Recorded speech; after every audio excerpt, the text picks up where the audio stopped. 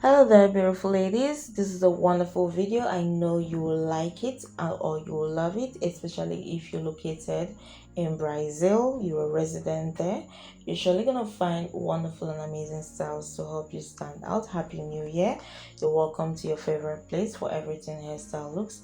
I hope the holiday was enjoyable for you, yourself, your loved ones, your family, your friends. Of course, I hope you had a wonderful time out there.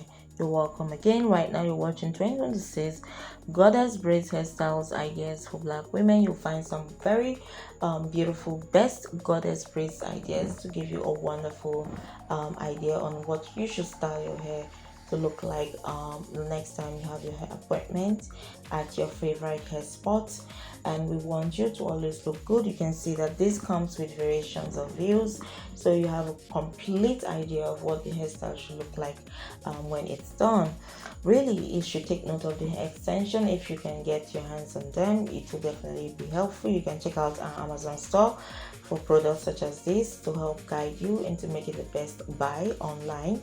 We hope you have a wonderful time looking good, a wonderful time styling hair looks like this, a wonderful time rocking it.